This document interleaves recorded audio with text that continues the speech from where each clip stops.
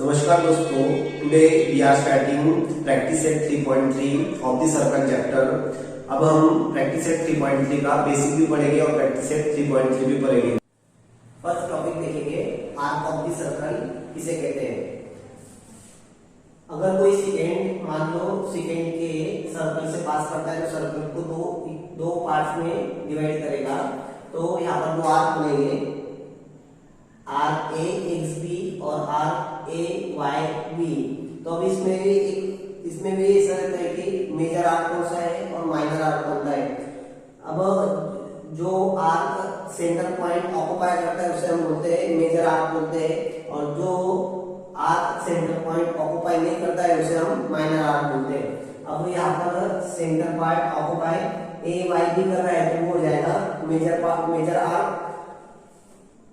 R A Y B is a major arc हो जाएगा, major arc हो जाएगा। और माइनर आर्क हो जाएगा R A एक्स बी हो जाएगा, माइनर आर्क हो जाएगा।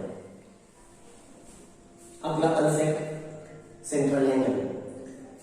हमको पता है कोई भी एंगल का वर्टेक्स जिसे बोलते हैं। मान लो एंगल पी क्यू आर है या एंगल थीटा है, इसका वर्टेक्स जब क्यू आर और पी क्यू को जो ज्वाइन करता है पॉइंट क्यू को हम बोलेंगे वर्टेक्स। अगर कोई एंगल का वर्टेक्स अगर सेंटर ऑफ द सर्कल पे कर रहा तो उसे हम बोलेंगे सेंट्रल एंगल। मतलब यहाँ पर सेंट्रल एंगल हो जाएगा A O B is a central angle. अगर कोई vertex of the angle center of the circle पर अगर रहा तो उसे हम बोलेंगे central angle. Here angle A O B is a central angle. ठीक है, अब इसमें भी दो पार्ट्स होते हैं, माइनर आर्क और मेजर आर्क। अब माइनर आर्क का मेजर क्या रहेगा, अगर कोई आर्क करस्पॉन्डिंग सेंट्रल एंगल को सस्टेन करता है तो उसे बोलेंगे हम उस आर्क का वो मेजर रहेगा। अब यहाँ पर माइनर आर्क किसे बोलेंगे, ए पी बी को माइनर आर्क बोलेंगे। Minor arc is equal to arc A P B और इसका मेजर कितना रहेगा, इसका वैल्यू कितना रहेगा,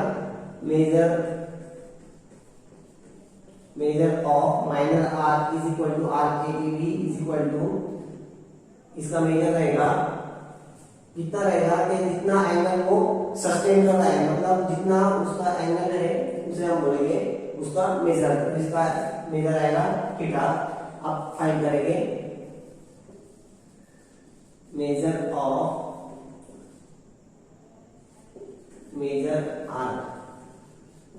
मेजर आर्क का वैल्यू कितना रहेगा, पूरा वैल्यू तो हमको पता है, सर्कल का मेजर कितना रहता है 360, उसमें से माइनर आर्क का मेजर थीटा डिग्री अगर माइनस कर लिया तो हमको मेजर ऑफ दी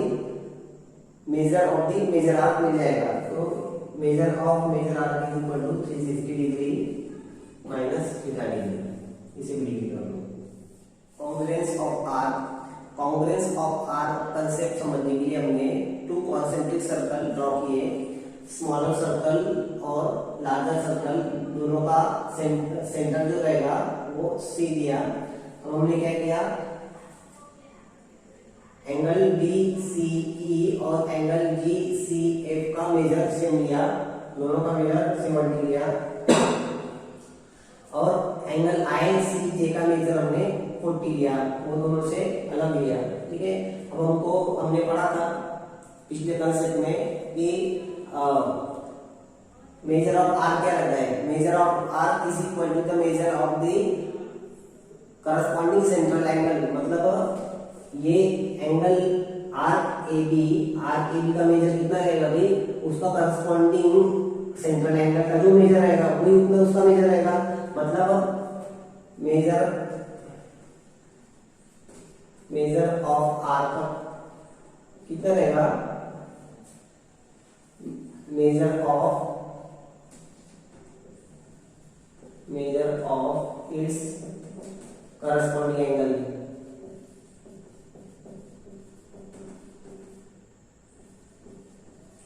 क्योंकि आर का मेजर उतना ही रहेगा जितना उसके करस्पॉन्डिंग एंगल का मेजर है, एंड आर ए बी का मेजर कितना रहेगा 70 के बराबर रहेगा क्योंकि उसका करस्पॉन्डिंग एंगल 70 है। सिमिलरली आर बी का मेजर कितना रहेगा, उसका करस्पॉन्डिंग सेंट्रल एंगल भी 70 है। इसका मतलब ये हुआ ना arc A B is equal to arc B, पर ऐसा है क्या, पॉसिबल है क्या? कॉमन सेंस ही बोल रहा है कि arc A B is not equal to arc B. तो फिर दो सेंट्रल एंगल मतलब एक ही सेंट्रल एंगल में दो आर्क है, उनका मेजर से उनका जो मेजर है वो सेम नहीं ले सकता है। तो फिर दो आर्क का मेजर कब सेम रहेगा, दो आर्क का वैल्यू अगर कब सेम रहेगा तो वो देखेंगे।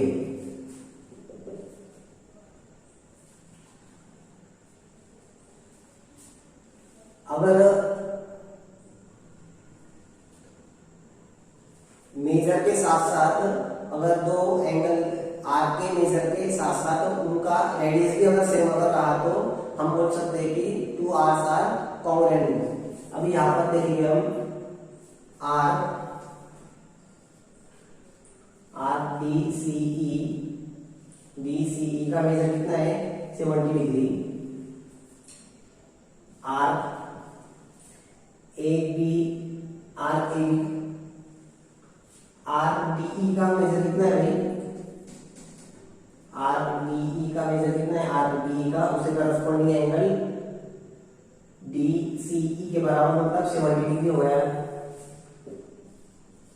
आर ए बी का मेजर कितना है, उसे करस्पॉन्डिंग एंगल 70 कितना हो गया। इसका मतलब arc B is equal to are A B not possible, because हम यहाँ पर देख सकते हैं कि आर ए बी तो छोटा है और आर बी तो बड़ा है। तो कॉन्करेंस ऑफ आर के कंसेप्ट के लिए हमको दो चीजों की रिक्वायरमेंट होगी, एक तो उसका मेजर होगा और दूसरा रेडियस होगा। अब यहाँ पर एंड आर ए बी का रेडियस हो जाएगा मतलब उसके सर्कल का रेडियस हो जाएगा ए सी, और बी ई आर के सर्कल का रेडियस हो जाएगा C D. A C does not equal to C D, therefore arc A B does not equal to arc B E.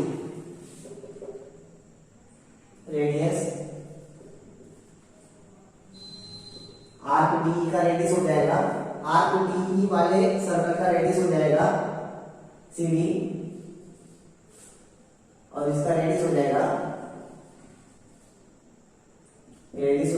Arc ई वाले circle का radius हो जाएगा A C. Therefore radius C D does not equal to radius A C. अब हम कह सकते हैं therefore R D E does not equal to are A B. ठीक है, अब हम देखेंगे आर जी एफ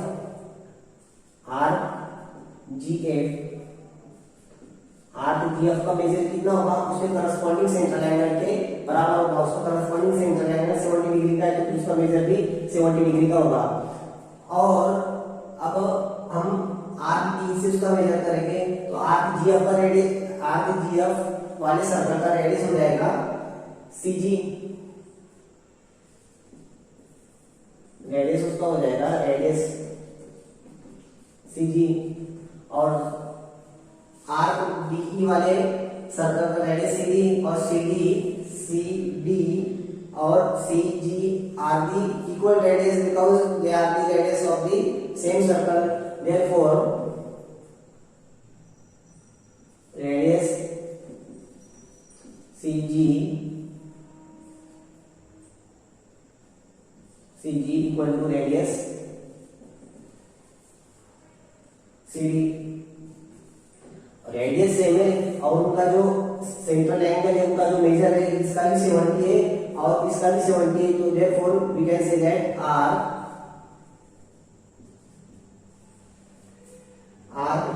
डी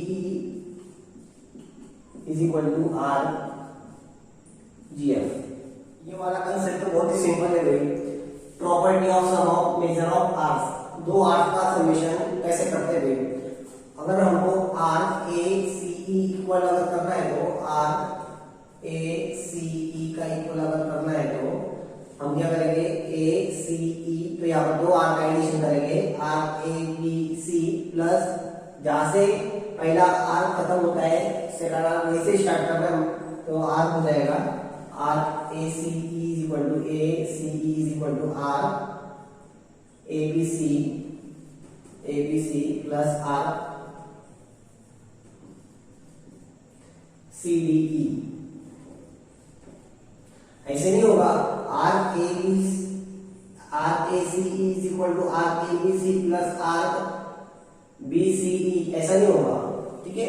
ये आपको बता देना, chords corresponding to the congruent arcs of the circle are congruent। अब हमको क्या दिया है, वो आर्क्स है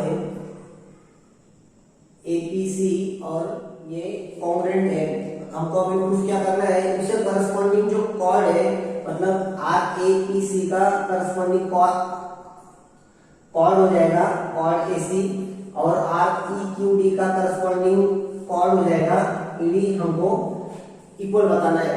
तो अभी गिवन लिखेंगे, गिवन में क्या दिया है हमको, आर ए पी सी और arc E Q D are equal, arc A P C equal to congruent to are E Q D, ठीक है। टू प्रूव क्या करना है हमको, chord A C equal to chord E D, equal to की बजाय हम बोलेंगे chord A C congruent to chord E D, ये हमको कॉन्ग्रुएंट बताना है। प्रूफ हमारा मेन फोकस अभी दो ट्रायंगल पर रहेगा, ट्रायंगल ए बी सी और triangle B D E. In triangle A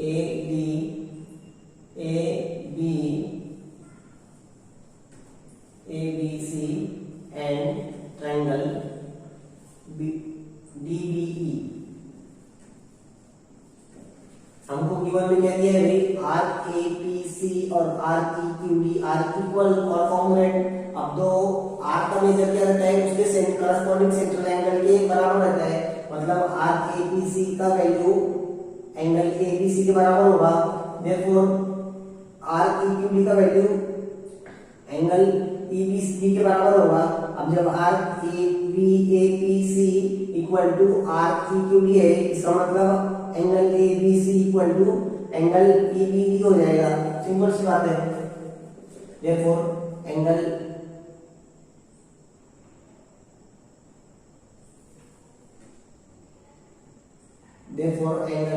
A B C congruent to angle E B D, ठीक है। कैसे किया मैंने तो आपको बताया, ठीक है। अब side A B is equal to side A B congruent to side A B congruent to B D, ये इसलिए कि सेम रेडियस, एक ही सर्कल की रेडियस है ना, radius of same circle, side B C is equal to side D P E, side B C congruent to side B, इसका वही reason हो जाएगा radius of same circle.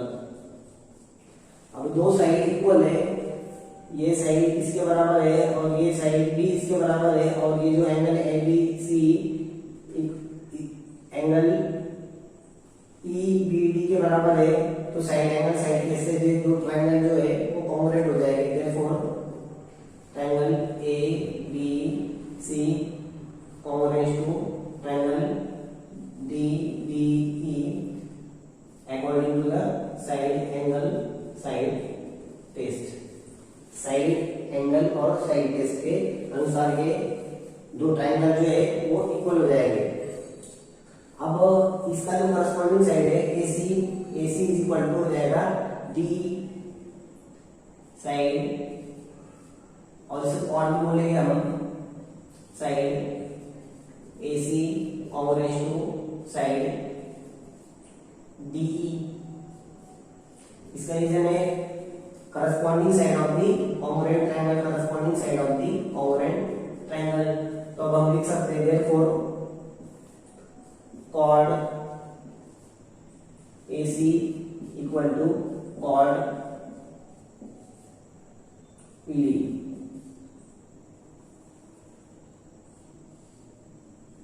Hence the proof. Corresponding arcs of congruent chord of circle are congruent। हमको chord जो है congruent दिया, मतलब chord PQ is equal to chord ऐसा हमको congruent दिया है।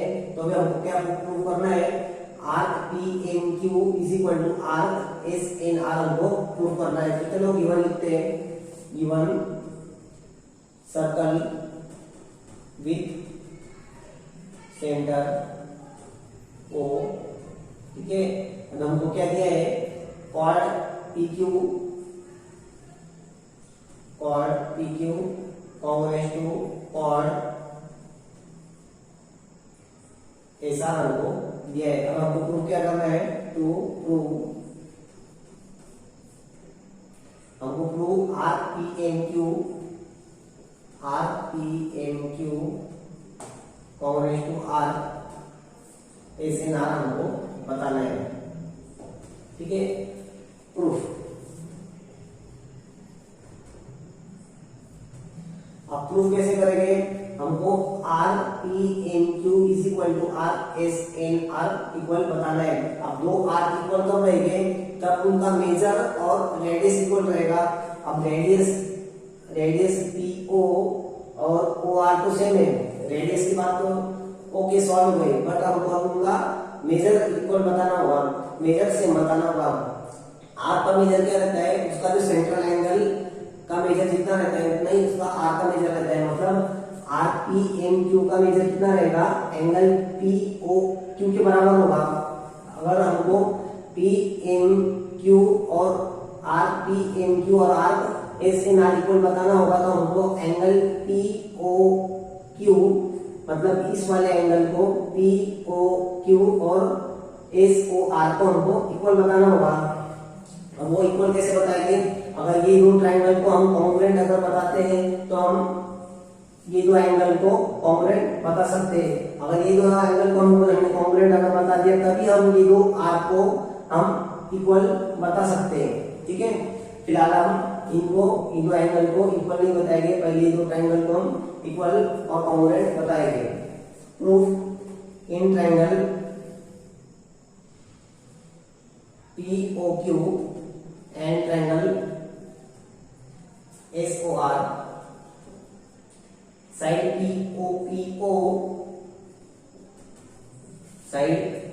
PO कॉन्ग्रुएंट टू साइड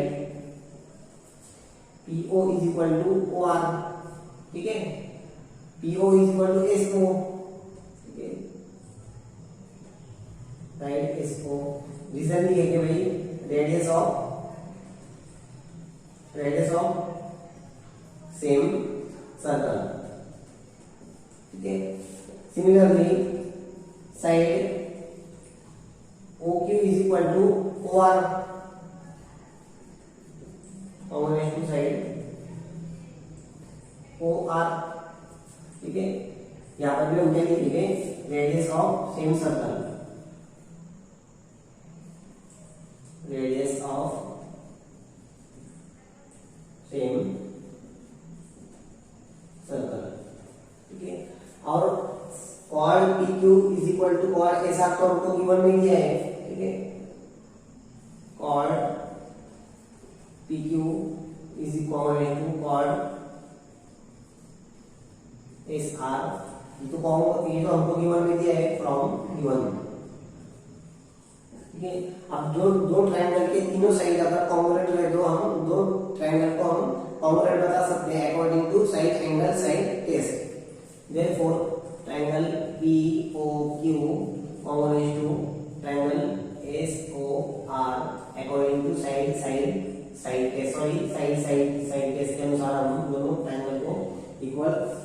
सकते हैं। अगर दो ट्रायंगल अगर कॉन्ग्रुएंट अगर है तो उनके करस्पॉन्डिंग एंगल और करस्पॉन्डिंग साइड भी कॉन्ग्रुएंट रहेंगे। देयरफॉर ये दो ट्रायंगल अगर इक्वल अगर है और कॉन्ग्रुएंट अगर है तो उनके करस्पॉन्डिंग एंगल भी कॉन्ग्रुएंट रहेंगे। Triangle POQ, angle POQ, angle P, therefore angle POQ congruent to angle SOR according to corresponding angle of congruent triangle. ठीक है, ये दो एंगल हमने इक्वल बता दिए। अब ये दो एंगल इक्वल है, इसका मेजर मतलब ये एंगल POR का मेजर इक्वल टू PMO के बराबर रहेगा और एंगल SOR का मेजर RSNR के बराबर रहेगा। Therefore we can say that RPMQ is equal to RSNR। लिख लेंगे उसे तरतीब से। Angle POQ is equal to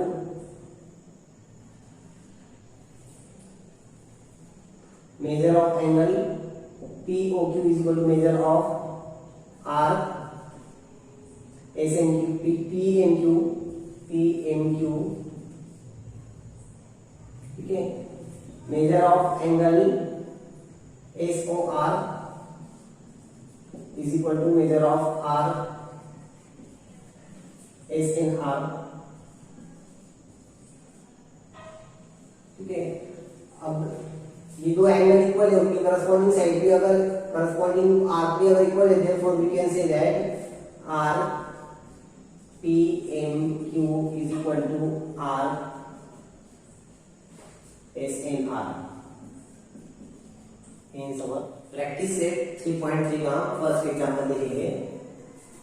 in figure point G, D, E, F are the concentric points on of the circle with center C। मतलब point D, G, E, F, point D, G, E, F ये point है circle पर रहेंगे with centre C। Circle का centre C दिया हुआ है। Angle ECF is equal to 70 degree. Angle ECF हमको 70 डिग्री दिया है और measure of arc DGF is equal to 200। मतलब आर्क DGF का मेजर हमको दिया है 200 डिग्री।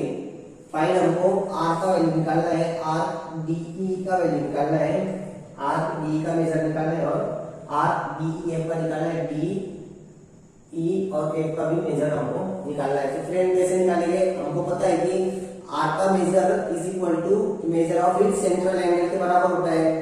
देयरफॉर सबसे पहले हम आर EF का मेजर निकाल लेंगे। हमको जो गिवन दिया है वो पहले लिख लेंगे।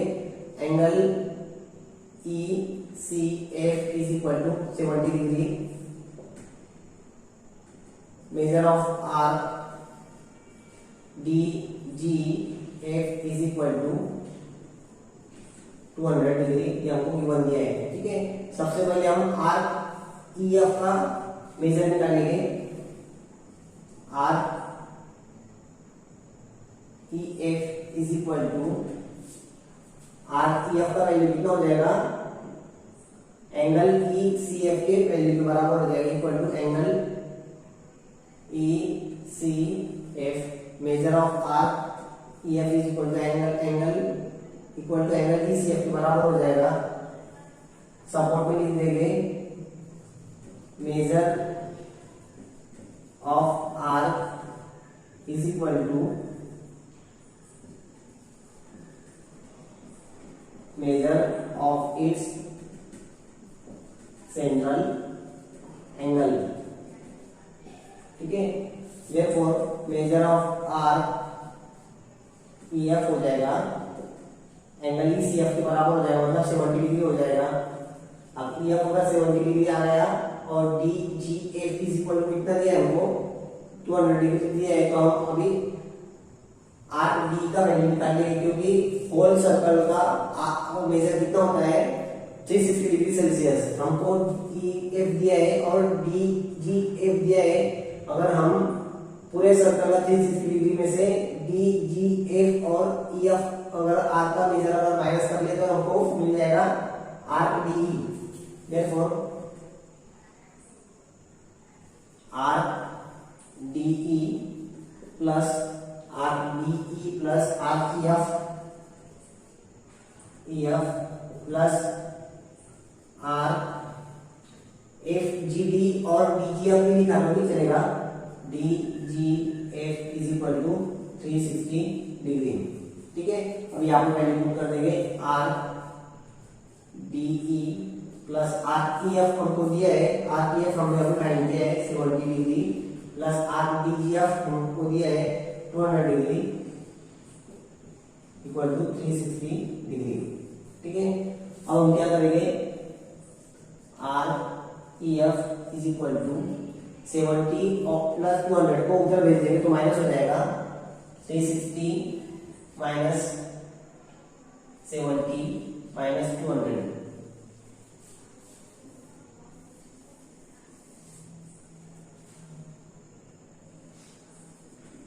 आर ई एफ हो जाएगा 360 में से अगर 70 अगर गए तो हो जाएंगे 290, 290 में से 200 अगर गए तो रह जाएंगे 90 डिग्री हो जाएगा। 90 डिग्री आर ई एफ का वैल्यू हो जाएगा 90 डिग्री। अब हमको पूछा है नेक्स्ट, अगर हम फाइंड करना है are D E F find करना है, आर डी ई एफ। अगर हम ये डायग्राम पर देखा तो arc D E F is equal to arc D E plus arc E F हो जाएगा equal to arc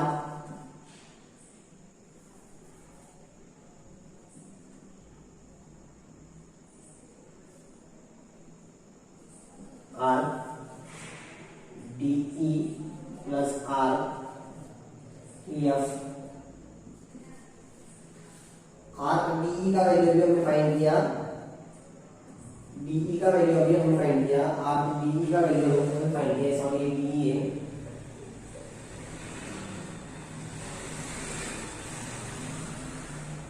D sorry है, डी का वैल्यू भी हमने फाइंड किया 90 डिग्री प्लस ई एफ का वैल्यू भी हमने फाइंड किया, ई एफ का वैल्यू फाइंड किया हमने 70। 90 प्लस 70 is equal to 160 degree. Measure of arc D E F हो जाएगा 160 डिग्री। ठीक है, ये करेक्शन कर लो, आर डी है। ठीक है, okay. Second question, in figure Q R S is the equilateral triangle. Q R S हमको इक्विलैटरल ट्रायंगल दिया है, हमने ये क्यू ओ आर और ओ एस हमने उससे ड्रॉ किया है। ठीक है, हमको प्रूव करना है R S, are Q S और आर क्यू आर इक्वल बताना है R S, are Q R और R S, are Q S और आर क्यू आर हमको इक्वल बताना है। और हम क्या बताना है, major of are Q R S, measure of are Q R S हमको 240 डिग्री इक्वल बताना है। ठीक है, 240 के बराबर बताना है। ठीक है, अब हम उसको सॉल्व करेंगे। तो गिवन में क्या आएगा भाई, गिवन में ये आएगा इक्विलैटरल ट्रायंगल दिया है, हम डायरेक्ट सॉल्यूशन लिखते हैं। ठीक है, सॉल्यूशन में कैसे करेंगे, इक्विलैटरल ट्रायंगल उसके तीनों साइड पे आएंगे भाई, इक्वल आ जाएंगे। ठीक है, अब दो कॉर्ड अगर इक्वल अगर कॉन्ग्रुएंट अगर रहते हैं तो उनके करस्पॉन्डिंग आर्क भी सिमिलर रहते हैं अकॉर्डिंग टू द थ्योरम। ये दो कॉर्ड अगर कॉन्ग्रुएंट है तो इसके जो करस्पॉन्डिंग आर्क है वो कॉन्ग्रुएंट रहेंगे। फिर हम क्या करेंगे, ये दो कॉर्ड को हम कॉन्ग्रुएंट बताएंगे और उनके करस्पॉन्डिंग एंगल को हम करस्पॉन्डिंग आर्क को हम इक्वल बताएंगे। 1-2 इक्वेशन से हम बताएंगे कि तीनों आर्क के सेम है। ठीक है, तो चलो करते हैं। Side Q R congruent to side R S. ठीक है, सपोर्ट में लिखेंगे साइड ऑफ इक्विलैटरल ट्रायंगल। ठीक है, अब क्यू आर के साइड क्यू आर और साइड आर एस इक्वल है। ठीक है, साइड क्यू आर के बराबर आएगा उसका साइड, अगर साइड अगर कॉन्ग्रुएंट है उसकी करस्पॉन्डिंग आर भी कॉन्ग्रुएंट रहेंगे। देखो साइड आर उसका साइड क्यू आर का करस्पॉन्डिंग आर हो जाएगा measure of are Q are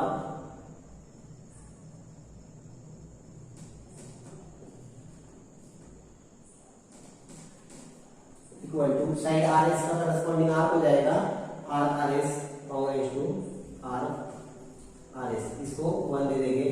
similarly side Q R और साइड आर एस दिया, अभी हम लेंगे side R S congruent to side Q S, side R S congruent to side Q S. इसका लिखेंगे side of an equilateral triangle, side of equilateral triangle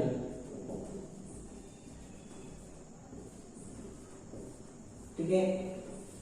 therefore दो side अगर congruent है तो उसके करस्पॉन्डिंग आर भी कॉन्ग्रुएंट रहेंगे। Therefore arc R S का करस्पॉन्डिंग आर हो जाएगा arc R S congruent to are Q S का करस्पॉन्डिंग आर हो जाएगा आर क्यू एस। इसको इक्वेशन दे देंगे हम second, from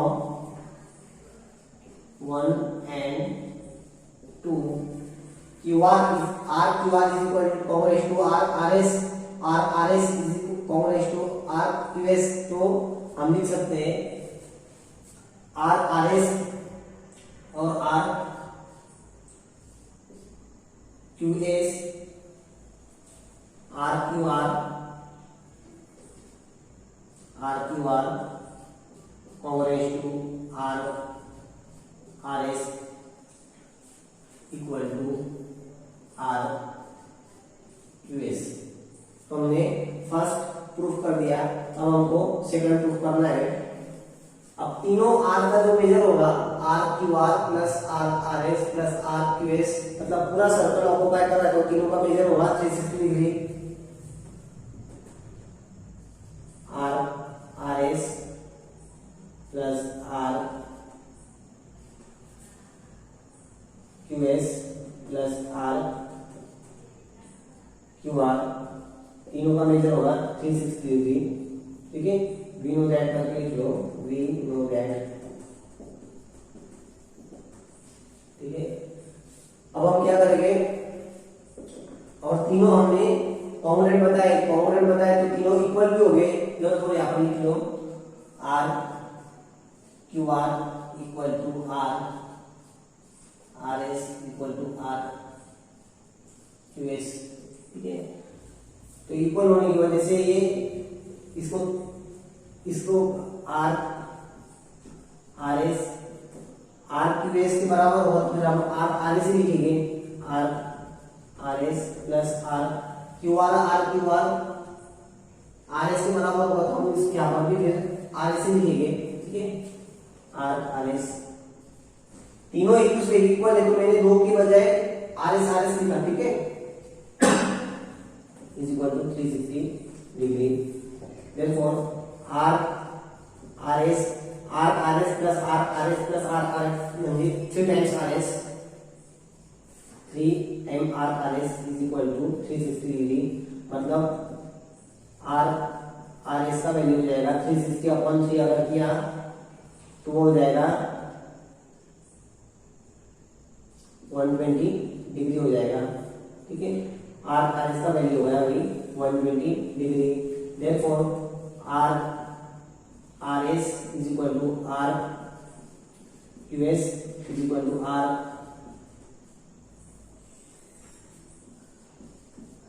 Q R is equal to तीनों का मेजर होगा वही 120 डिग्री ठीक है। मेजर कर लो, measure of R S, measure of are Q S, measure of are Q R is equal to 120 degree. अब आपको फाइंड करना है Q R S, measure of are Q R S, measure of are Q R S. Q R plus are S मिलाकर बनता है R Q R S is equal to are Q R plus are R S. Are Q R major of are Q R plus measure of R R S. Measure of are Q R का value क्या है Q R का value 120 degree plus are S का value 120 degree, 120 degree plus 120 degree 240 degree.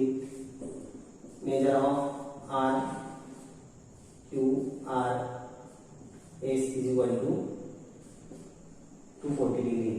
इस practice set का ये third वाला last वाला क्वेश्चन सबसे इजी क्वेश्चन है। चलो देखते हैं इसे। In figure chord A B congruent to chord C D, chord A B जो है कॉर्ड सी डी के इक्वल है, तो हमको क्या प्रूफ करना है? Arc A C is equal to arc congruent to arc B D, arc A C congruent to arc B D हमको प्रूफ करना है। चलो देखते हैं। गिवन तो आपको दिया है भाई, arc chord A B congruent to chord C D, ये आपको गिवन हो गया। तो प्रूफ क्या करना है? जो दिया है वो लिखना है। आर ए सी हमको कॉन्ग्रेंट बताना है, आर बी डी के साथ कॉन्ग्रेंट बताना है। ठीक है, तो अब हमको पता है कि अगर दो कॉर्ड अगर कॉन्ग्रुएंट रहते हैं तो उसके करस्पॉन्डिंग आर्क भी कॉन्ग्रुएंट रहते हैं। ठीक है, आर्क एसी का करस्पॉन्डिंग प्रूफ। ठीक है, हमको क्या दिया है? Chord A B congruent to chord C D. दो कॉर्ड अगर कॉन्ग्रुएंट रहते हैं तो उनके करस्पॉन्डिंग आर्क भी कॉन्ग्रुएंट रहते हैं, हमने पढ़ा है। ठीक है, तो कॉर्ड ए बी का करस्पॉन्डिंग आर्क हो जाएगा आर ए बी। ठीक है, कॉर्ड ए बी का करस्पॉन्डिंग हो जाएगा आर ए बी कॉन्ग्रुएंट हो जाएगा। कॉर्ड सी डी का करस्पॉन्डिंग आर्क हो जाएगा आर सी डी। ठीक है, कॉन्ग्रुएंट है तो इक्वल भी हो जाएगा, देयरफॉर आर ए बी। ठीक है, अब आर ए बी बना है भाई, arc A C plus are C B से बना है। आर ए बी बना है arc A C plus are C D से बना है। ठीक है, इक्वल। और आर सी डी बना है भाई, arc C B, arc A B बना है arc A C plus are C B से बना है। ठीक है, आर सी बी। और आर सी डी बना है, सी डी बना है arc C B plus are B D, arc C B plus are B D. ठीक है, आर सी बी इस साइड कैंसिल और इस साइड कैंसिल कर देंगे। ठीक है, तो बच जाएगा are A C equal to arc B D. दो इक्वल आगे तो इसे कॉन्ग्रुएंट बता सकते हैं, और arc A C congruent to arc B D. Hence our proof.